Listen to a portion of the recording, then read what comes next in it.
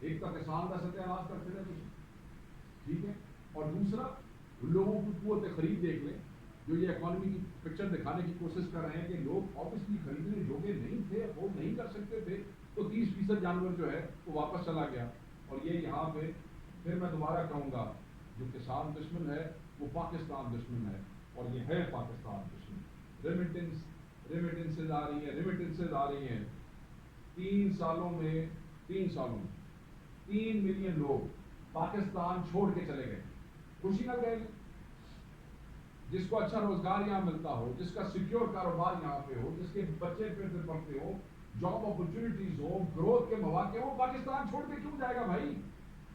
3 سالوں میں 3 ملین لوگ جو ہیں، یہ ایک ریکارڈ، اگر آپ ان کی رپورٹس اٹھائیں، یہ بھی ایک ریکارڈ مائگریشن ہے.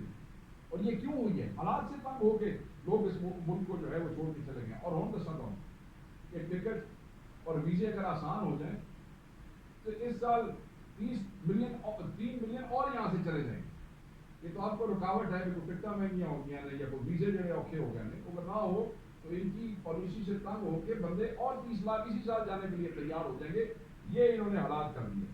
بہرحال مجھے تو یہ امید تھی کہ جناب یہ بتائیں گے کہ قرضے کے حوالے سے کچھ بتائیں گے.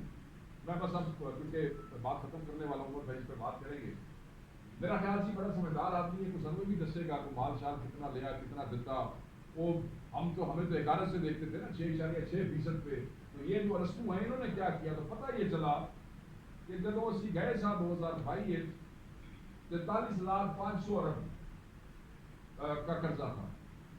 ٹھیک ہے جی، بلین کا قرضہ تھا. اس وقت قرضہ 75,000 ارب ہے. اس کا مطلب کیا ہوا؟ اس کا مطلب یہ ہوا کہ 3 سالوں میں 31,500 بلین روپیز قرضہ لیا. اب اس کا مطلب کیا ہوا؟ اس کا مطلب یہ ہوا کہ جب سے پاکستان بنا ہے 70 سالوں میں وہ قرضہ ہے 43,500 اور 3 سالوں کا قرضہ ہے 31,500. یہ ارسطو جو بڑی معذرت سے صبح ہمیں بتا رہے تھے، جن کی آپ نے گفتگو سنی ہے، یہ اس کا کمال ہے. ایک پاس سارا جب سے پاکستان بنا ہے وہ، اور دوسری طرف صرف یہ 3 سال کا 31,000.